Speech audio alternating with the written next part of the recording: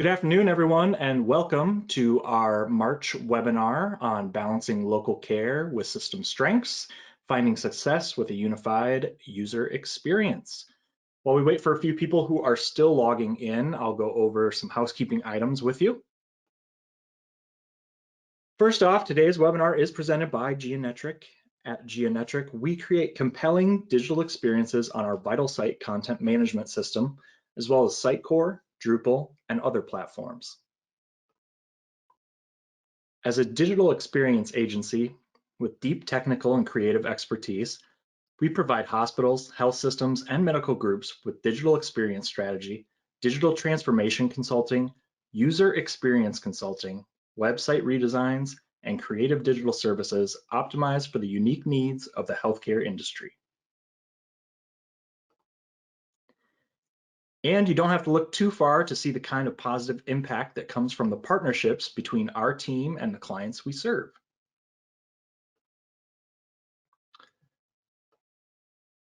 A few best practices about today's webinar. It will run approximately 1 hour. If you're listening on a speakerphone, we do recommend you mute your line to prevent any audio quality issues.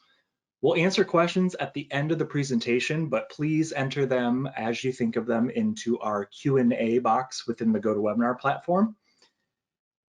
We depend on your feedback to make our webinars the best they can be, so please take a moment to complete the survey at the end of the webinar. And finally, a recording of this presentation will be posted on geonetric.com in the ideas section, as well as emailed out to all registrants with a copy of today's slide deck. Big month this month. We've got 2 companion assets to talk about. The first is our white paper, applying a consumer-first lens to your healthcare brand architecture. So goes over a lot of the points and themes, ideas that Lindsay and Michael are going to cover today, but just kind of handy to have alongside with you if you would like that asset. You can go to geonetric.com/lens to download that white paper. And we are also offering a 30-minute user experience consult with a member of our team.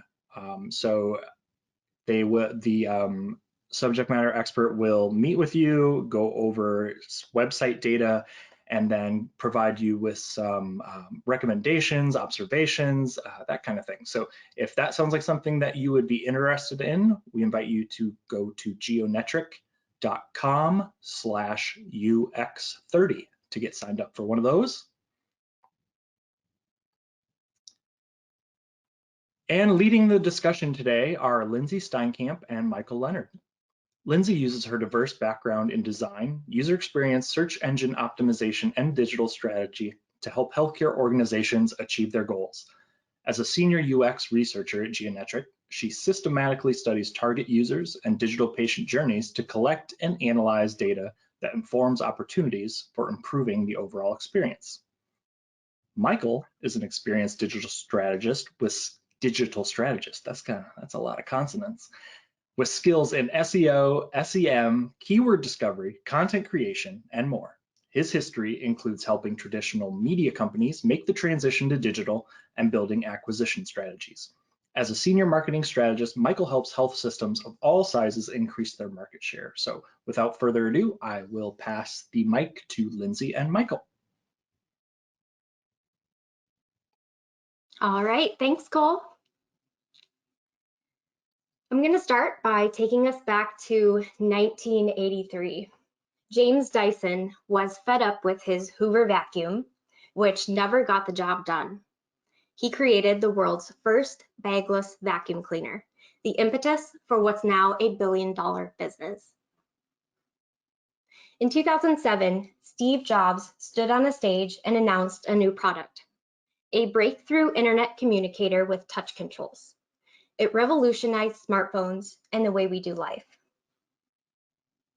In 2008, Travis Kalanick and Garrett Camp were stuck in Paris on a snowy evening, unable to find a taxi. They asked themselves, what if you could request a ride simply by tapping your phone? Uber now operates in 65 countries with over 16,000 employees. What do these brands have in common?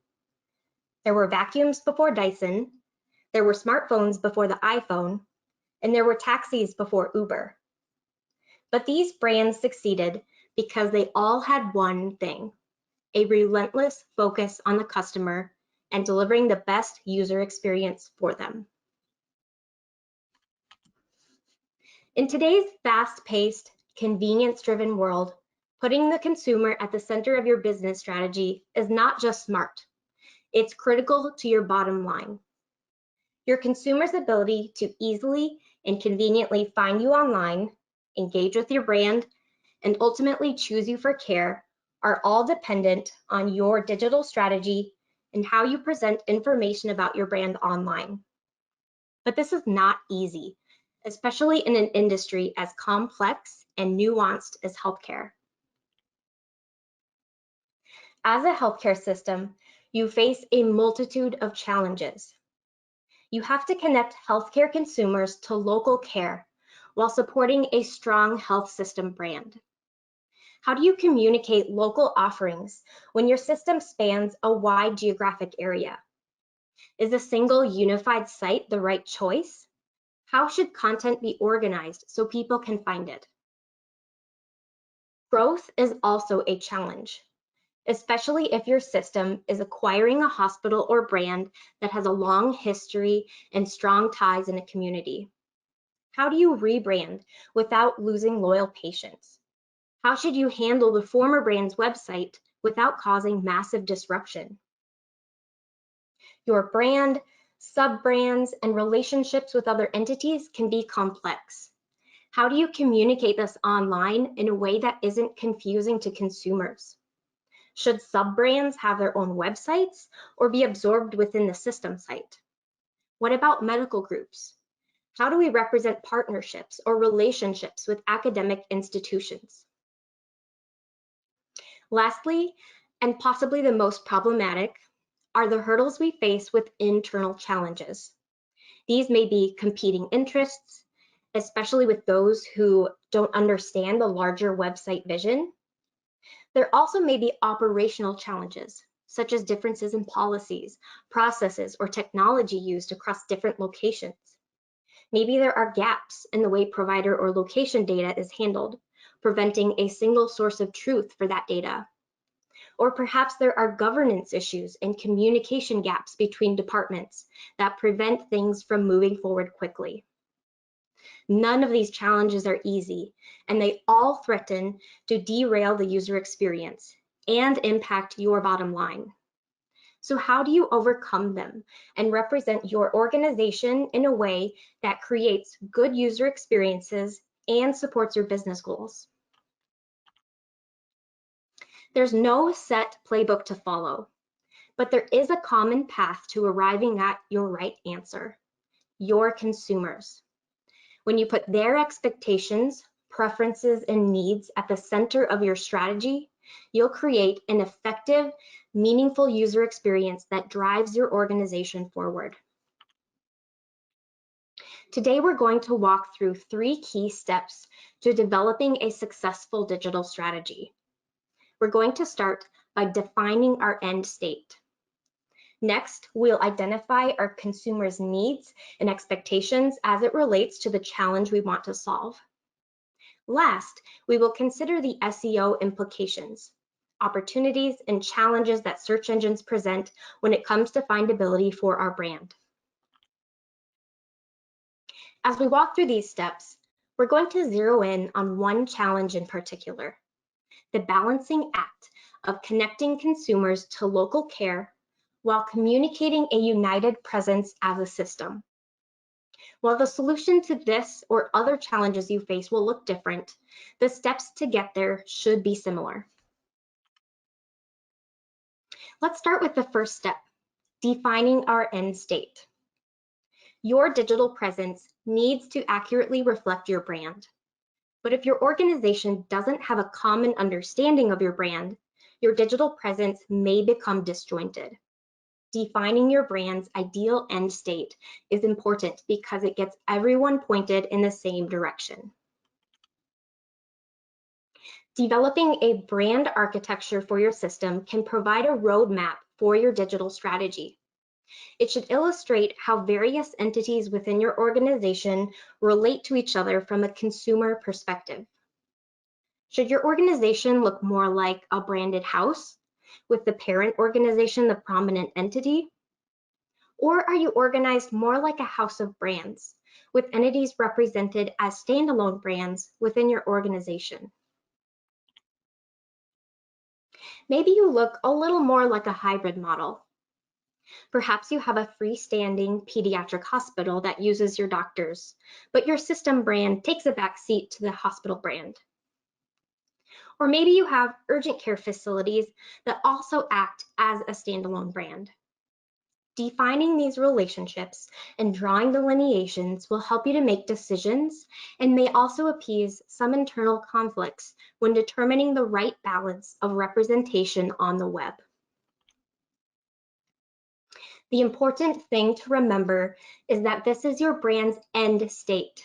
It's where you want to go, not necessarily where you are today. But by having this architecture defined, it will give you a goalpost to strive for and measure against when it comes to consumer perceptions. Because where you think your brand is at today may not be how your consumers see you. Internally, you may think of yourself as FedEx, but your consumers might still think of you as Kinko's. Understanding this is critical because the way that they see you affects how they search for you online, how they look for care, how well you meet their expectations, and whether they're comfortable choosing you based on all of that. We need to understand how our consumers think so we can bridge that gap and create a digital experience that meets their needs today while thinking about how to get where we want to go. Understanding the consumer is the most critical component of any digital strategy. And unfortunately, it is the step most often skipped for the sake of cost or time. Yes, it takes time and it takes money, but consumer research is an investment that pays off. It guarantees that what you're building will work for your end user because you are not your end user. Without research, we're just guessing. So talk to your consumers. All consumer research should begin by determining the questions you need to answer, because that will determine the research tactics you need to get the answers. To develop questions, first think about your overarching goals, your brand architecture, strategic objectives you're striving to meet, maybe pain points or friction points you want to investigate. The questions you ask will also depend on what stage you're at in your digital strategy or design process. During the initial phases, your questions should help inform your strategy and design. Questions like, how do consumers view our brand? Or what is most important to consumers when deciding where to get care? Questions in later phases should focus on validating assumptions and testing design choices you've made. These may be questions such as, where are there barriers in the user experience? What is confusing or frustrating? Once you've defined your questions, then you can determine the best tactics to get those answers. In general, research in the beginning phases of your strategy will be more attitudinal research. How do consumers think or feel? These may be methods like interviews, focus groups, or surveys. Research in later phases will be more behavioral. What do consumers do? Methods like assessing website analytics or conducting A/B testing are more behavioral tactics. Let's walk through some examples of how you may approach consumer research when working through questions that may arise when thinking through your digital strategy. Let's say that you're a health system that has grown and evolved over the years, and your desired end state is to represent your brand as a unified system brand, as in the example on the left.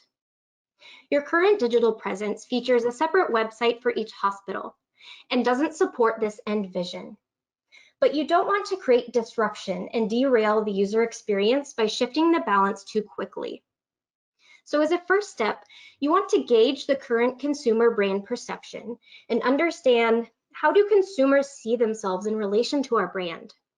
Do they see themselves primarily as patients of the health system? Or do they feel a stronger connection to their regional hospital and that brand's history in the community? More like the example on the right. To answer this question, we need to get into the heads of our consumers and understand how they think. So we're looking at some kind of attitudinal research. This may consist of focus groups to talk to consumers in the communities that you serve. In research Geonetric has done answering this very question, we've found that factors such as signage and a system-wide EMR play into how patients perceive your brand. These are some data points that may advocate towards moving toward a unified digital presence versus the standalone hospital sites. It may not be as jarring of an experience as you feared. Alternatively, if research had pointed toward the opposite, you may need to lay some groundwork to shift that consumer perception in your communities. And if you were to still move forward with unifying despite that, you would need to account for the fact that people are going to be searching for care online via those hospital brands versus the system. So those hospitals still need to have a larger digital footprint than, say, just one page on the website. Let's walk through another research example. Let's say your brand has acquired and rebranded a hospital or another system.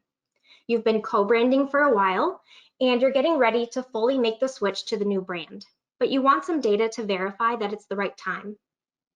To answer this question, we could use similar attitudinal research tactics to what we used in the previous example, but let's say your budget is a little tight or you need some data quickly. One way you may go about this is looking at online behavior. We've found that search engine data in particular can be a good indication of your consumer's brand perception. Using tools like Google Trends, you can see how branded searches shift over time. This is a real-world example that shows shifts in search trends as a community hospital was rebranded to a health system, which was then acquired and rebranded yet again by another health system. Data like this can tell you how close you are to representing your brand's end state. Based on the data we just looked at, I would say that brand is getting close to reaching their end state in consumer minds. Almost half of consumers are searching via the new brand name. Knowing that you may not have to bridge that gap much longer, you can feel confident creating a plan to remove the co-branding, slow down branding or paid search campaigns, and fully integrate the new hospital into your website strategy if you hadn't yet. But let's say you find that consumer brand perception is lagging. Internally, you think of yourself as brand number 3, but consumers are still looking for brand number 2. What problems does that create? What does that mean for your strategy? You'll need to account for that gap at every stage of the consumer journey. If users are searching for brand number 2 online, you need a strategy to be found, either through paid ads or co-branding on your site. You may need to educate those consumers a little more as they're researching care. Make sure they understand that brand number 2 is now brand number 3. Help them understand what that means for them as a patient. So now maybe you're at the point where you've done some initial consumer research, you've crafted your strategy and built prototypes, or maybe you just want to improve upon a website you've already built. You're looking to do some behavioral research to understand where there are barriers in the user experience, particularly valuable paths such as scheduling an appointment. As a starting point, your website analytics can tell you quite a bit. It can point out potential barriers or areas of confusion, places where users tend to end their journey, click back, or turn to site search. It can also help you identify areas to focus on for deeper research with tactics such as usability testing. Because in the end, your analytics can only tell you so much. This stage is especially where consumer research pays off. If you focus your research on high-value, revenue-producing pathways, you'll see return on investment tenfold. Research is also one of the best tools you can use to get various business stakeholders on board with your plan. Compile your insights into a research story that outlines what you heard, what opportunities you've identified, the strategic takeaways, and what's coming next. Having these conversations early on will help drive alignment and a path forward as you head into your strategy and design phases. So you've aligned internally on your end state. You've gathered research to fully understand your consumers. But there is a third party that needs to be considered that has the power to make or break your user experience and bottom line, and that is search engines. Search engine optimization is the gateway to consistent organic traffic for your website and your health system's physical locations. By focusing on optimizing your website, you're also putting the consumer first. It's important to remember that what a user sees when searching for services, providers, or locations will play a determining factor in if they choose you or your competition. Some major developments in recent years have shifted the way in which we approach search engine optimization and gives crucial insights into the silo versus system debate. But first, what exactly is SEO and why is it important? Let's start with a metaphor. Consider your health system's search engine presence similarly to a shop in a busy shopping district.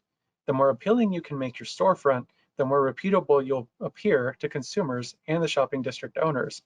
And the closer you can move your business to where consumers first arrive. Of course, the shopping district owners in this case are search giants like Google, Bing, and even DuckDuckGo, who use algorithms to determine what makes your shop more worthy than others. Without putting in the work, your shop will be relegated to a back alley that no one ever goes to, and those who do often arrive through chance.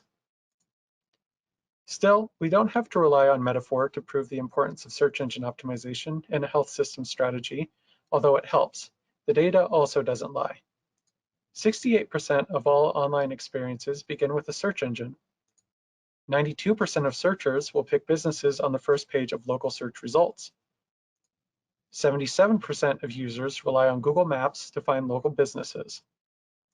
And as of 2019, organic's share of all traffic increased to 53%. This is why SEO is important overall, yes, but also why it's important to adhere to the best practices and recommendations for how to optimize your site. You might still be asking yourself why investing in search engine optimization would be important when you also have ad campaigns running that take top paid spots on Google.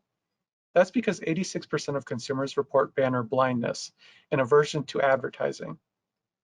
Younger generations are showing an increasing distrust of ads online and in the physical world.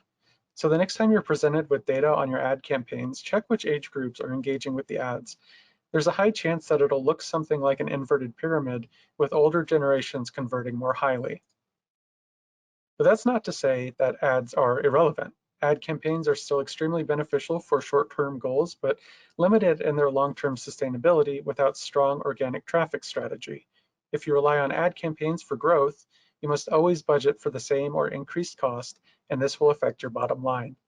While ads provide the fastest results, SEO ramps up over an extended period of time. This is beneficial for multiple reasons. Higher organic traffic levels provide deeper insights into how users engage with your site through analytics. Plus, you can rely on a higher baseline traffic that remains consistent or increases over time due to the increased authority that longer standing and maintained pages accrue.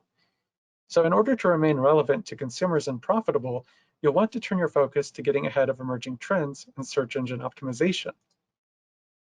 In the end, search engine optimization goes much deeper than search results. It's a factor that requires consideration at every step of your consumer journey. Whether they click on a search engine result or ad, both of those can be tailored to have locally relevant keywords. Once they've arrived at a page on your system site, the content of that page, from information on a service line all the way to the calls to action that you use, can and should be optimized for local preference. So let's say that a service line in question then has a page per location. Even if those two locations are a county apart, you can find keywords and terms specifically proven to be favored by each of them. And this goes all the way down the funnel to conversion. Relying on this level of optimization provides a warmer, more relevant experience for the consumer, which increases the chance of them filling out an appointment form or giving a call and becoming lifelong patients.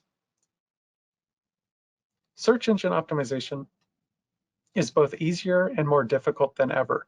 This is because the expectations of users and algorithms have started to overlap.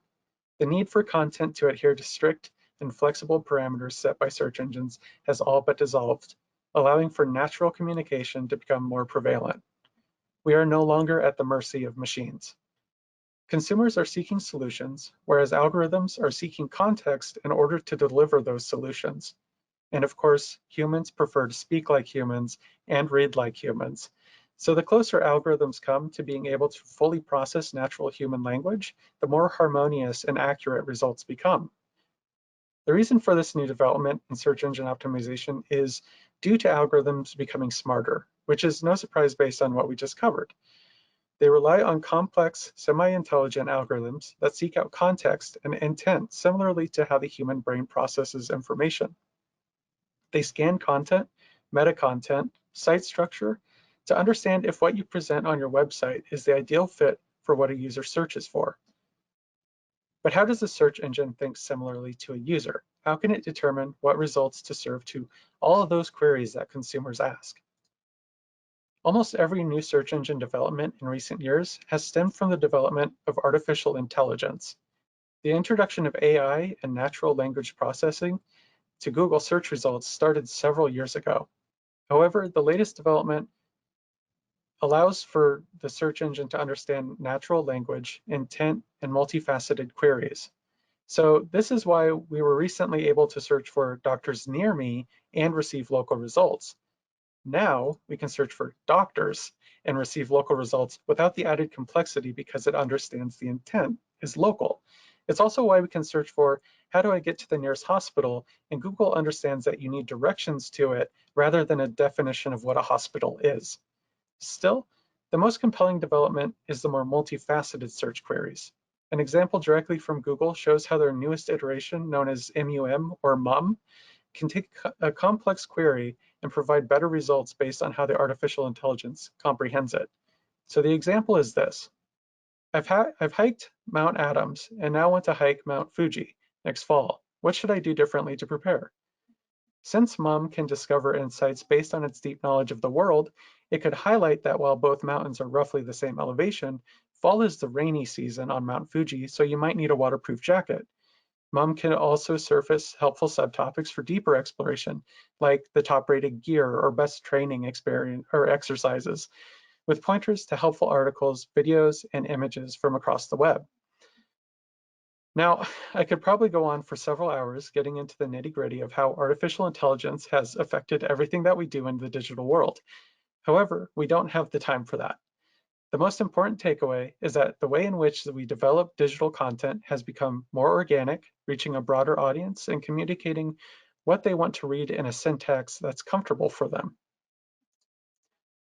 A final note on artificial intelligence is that, yes, it does a better job of parsing high quality versus low quality and deep versus shallow. But despite this, it's still not perfect, which is why integration is an extremely important consideration when looking at how to present your health system. Why though? There are several scenarios where the way in which you divide and develop your offerings comes up for debate. You might be developing a new section for a service line, acquiring another health system that needs to be brought under the larger umbrella, or considering any number of microsites. In all these cases, the decision comes down to developing content on a central main site or maintaining smaller sites. As you can see from this example, having subsections will break away having subsections break away diminishes the size of the system site. Maintaining several distributed sites creates a wealth of issues and concerns, many involving SEO and how the size and quality of your site can be impacted. Those increasingly smart search engines rely heavily on the depth and quality of a site in order to decide its search rank. The more that you can provide to them within your primary domain, the greater chance a search engine will have of understanding the context of your service lines. For example, let's say that you have a women's health microsite. It might have much of the same branding as your system site. However, it loses out on the authority that is connected to the system site based on domain, age, deeper content, and links from other reputable sites. Remember how I mentioned relevance earlier? Authority is the other side of that coin. It's what keeps certain sites at the top. For national consumers, this might mean seeing Amazon when searching for products online, or the New York Times when seeking news. When it comes down to local search, your authority is directly in competition with the health systems surrounding you. If you're in a competitive healthcare environment, which all of us are, the more robust and organized you can make your system site, the higher chance you'll have of outmaneuvering that competition, both in terms of relevance and authority. That means a hybrid approach is needed.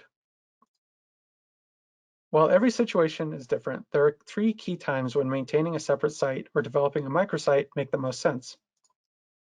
If you've recently acquired a system site and require more time in planning to transition into the main system site, you might want to ease the local consumer into correlating your system with their providers and locations. Microsites are perfect for short-term ad campaigns that rely less on search engine optimization.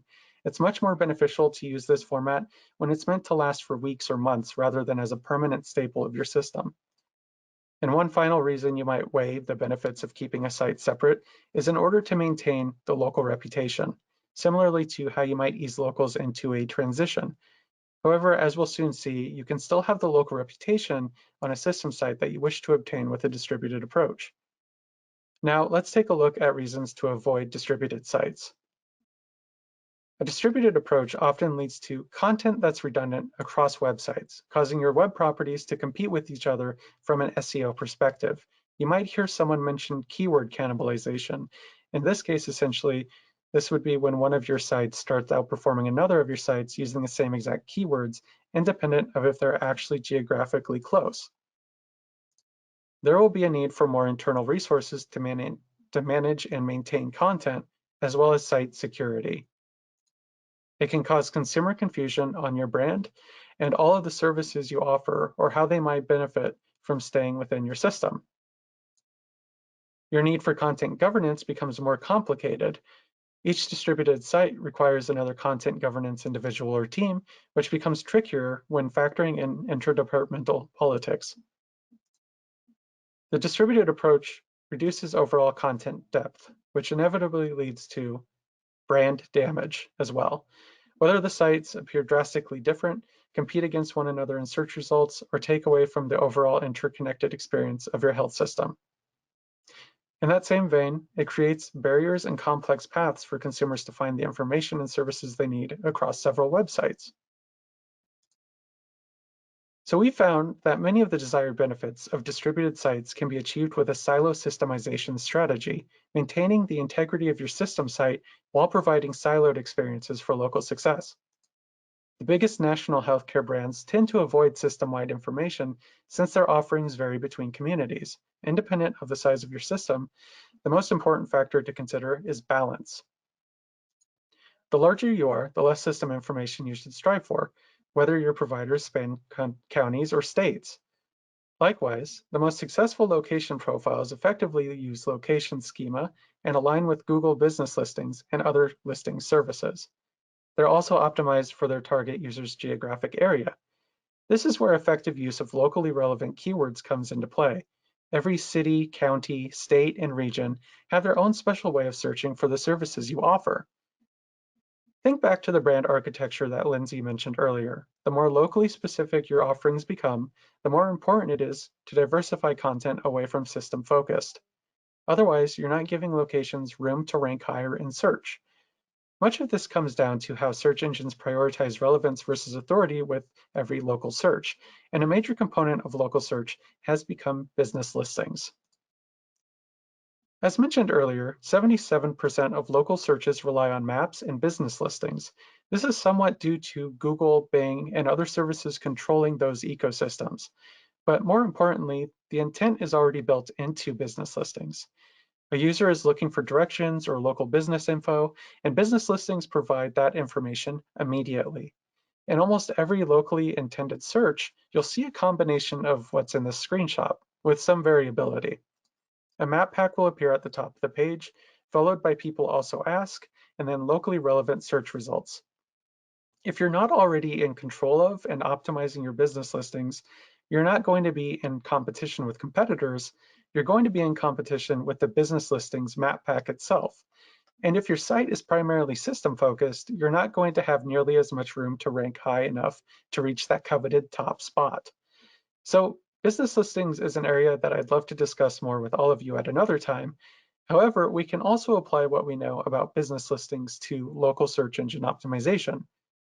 While it might seem like the best course of action would be focusing all of your resources into creating a solid system with all the information that someone might require about services, locations, and providers, these business listings show us that what people want and what search engines prioritize is the siloed content. People who are seeking out primary care want to find local options more so than centralized information. Plus, having pages that can be directly linked and page titles that correlate to listings provides a stronger connection for search engines to understand your site. So building your site with a correctly balanced silo systemization strategy results in a happier consumer as well as a higher chance of conversion because they're immediately presented with directions, phone numbers, providers within a location, services offered at a location, and hopefully opportunities to easily set up appointments. And utilizing the locally tailored keywords with this drastically increases the chances that search engines will serve your content to those who are seeking what you offer, because they understand when a consumer is seeking out general information versus next steps.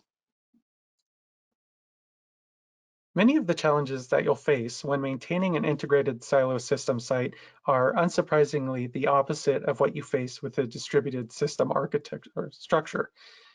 You'll have everything under one umbrella, meaning that service lines, locations, and providers will need to adhere to similar rules and constraints when planning content for each page. Maintaining sensible navigation becomes trickier if not handled correctly. The need for a central site and content governance individual or team becomes vital to the success of the system.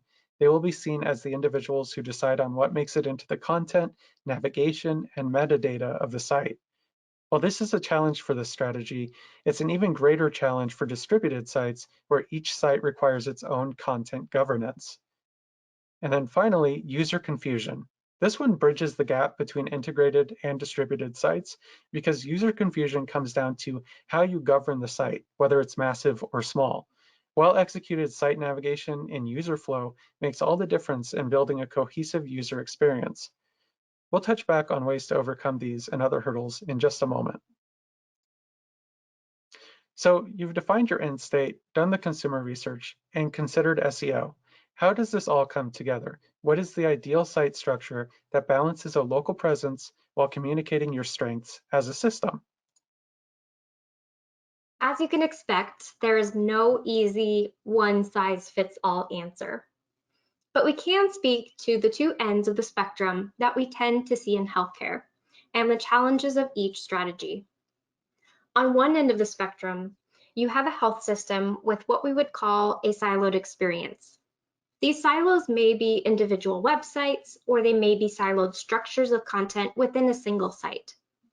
These silos are often established by a physical location, perhaps a city, or maybe a hospital. The user must choose the silo that they best identify with, and their entire experience is focused within that silo. Good websites will allow the user to navigate between silos as needed so they can discover content that may be relevant to them in a different silo. But for the most part, the user stays in the silo that they choose. On the other end of the spectrum, we have a website experience that is completely integrated. There is one website for users to access and learn about system-wide care, and there are no silos of local content. Information about local care may be incorporated, but tends to be found most heavily on pages about specific locations or doctors. Sites like this may use tools like personalization or robust search features to aid the user in accessing the content most relevant to them. There are numerous drawbacks to the siloed experience. There is a high demand on governance because there is more content to maintain. As a shortcut, content is often duplicated across each of the local silos, which is bad for SEO and the user experience. This structure may be difficult for users to understand the breadth and depth of services offered by the system. If a service isn't offered in their local area, they may not understand that they could travel to another location where it is offered. Local content silos can also be challenging for people who live in geographies that don't place them exclusively in one silo. Single unified sites have drawbacks as well. system-wide content can't easily be tailored to a local level, so it tends to be thin and not relevant to the local consumer. The more widespread the system is geographically, the bigger this problem is. Personalization features aren't sufficient for communicating to search engines that content is locally relevant to a user, so SEO can suffer, resulting in poor findability in search. Local hospitals may appear disconnected to the communities that they serve, unable to tell their unique story or communicate locally specific information to consumers. The ideal strategy may lie in the middle, a silo systemization strategy that reaches local consumers when they're searching online for care, while accurately representing a unified brand. But how can you be competitive in local search without resorting to siloed content? And how can you reflect a unified brand while accounting for nuances like sub-brands or internal stakeholders that want to be heard? The silo systemization strategy might sound like a perfect fit. It resolves all of the issues with distributed sites and removes the complications from going completely siloed or systemized. But as Lindsay mentioned, we haven't answered the question of how segments of your health system might request their own standalone microsite. That's where subsites come in. Subsites provide the one thing about microsites that silo systemization can't, and that is creating a custom tailored feel. The difference between subsites and microsites is that a subsite retains all of the benefits, authority, and relevance of your system site. These subsites can have their own sub-navigation, templates, and branding while still remaining connected to the main site through overarching navigation. This also streamlines areas that we haven't been able to touch on today, such as tracking analytics and more. In many ways, the use of subsites is a subsection of a much larger approach to organizing and contextualizing your website, and I'm talking about topic clustering. Topic clustering is a fantastic way to create a more localized experience that blends the needs of silo system and distributed optimization. Topic clustering relies on the identification of pillar content, the most important content in the structure of your site, and then organizing relevant pages to be connected to those pillars. In this example, we take a look at one of the many ways that you can hypothetically determine pillar content in a way that pleases search engines and makes navigation easier for users seeking locally relevant content rather than your system site. So with this visual example, you can define system information as critical knowledge that goes beyond individual locations, then have a pillar be locations. And additional pillars are subsites, additional hospitals or systems, and other major areas that might require their own pillar. From there, you would determine which locations should be considered. What criteria do they need to match in order to be built out fully? Then each location has its own providers and service sections, with services built out using locally relevant keywords so that duplication is not a concern. This reduces the need for users to move between several sites with different navigation, potentially becoming lost or confused, and provides a comprehensive view of your health system for search bots at the same time. You have the best benefits of a distributed approach without losing the many benefits of an integrated system site. At the same time, by using this example of topic clusters, you can no doubt already start to see how it becomes more difficult to create confusing navigation, since everything should have a meaningful place within the structure.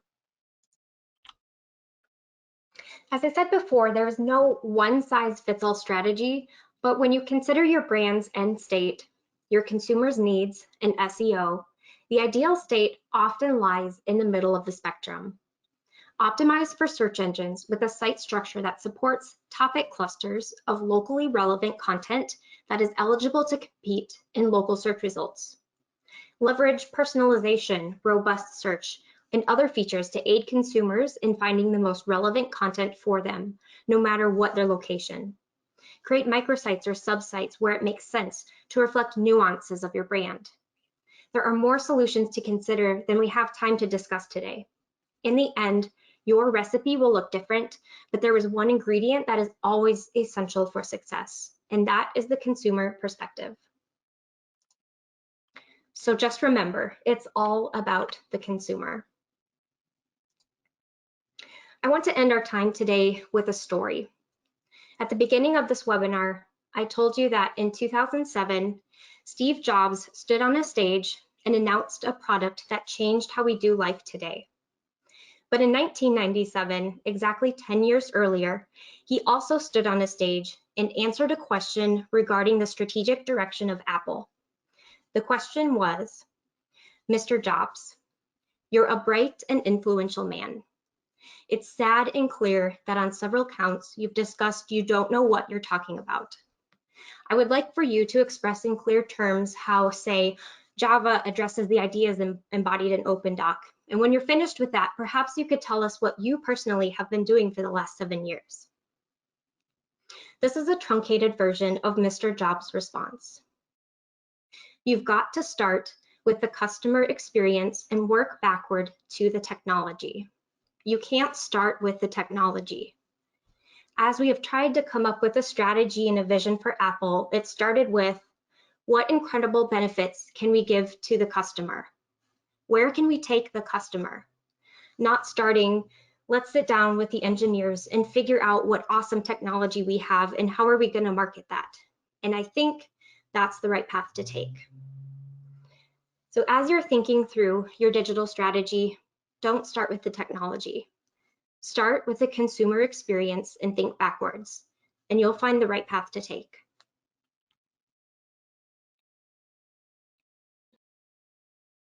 Great work, Lindsay and Michael. Thank you. Reminder, excuse me, a reminder to our attendees that you can enter your questions in the GoToWebinar platform if you have those at this time. While we give our presenters just a moment to catch their breath, I'll mention our 2 companion offers for today's webinar one more time. First off, we have the white paper, Applying a Consumer First Lens to Your Healthcare Brand Architecture, and the URL to download that is geonetric.com/lens. And then we are also offering 30-minute user experience consults. So we do have limited spots for those. They'll probably fill up fast. They typically do. So if you're interested in that at all, head to geonetric.com/UX30.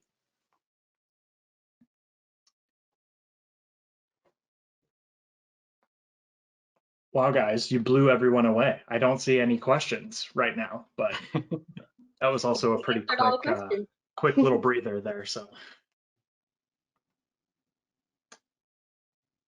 Okay, well, if no one has any additional questions, we will cut everybody loose, give you 10 minutes of your day back, and hope you make the most of it, and we will see everyone next time.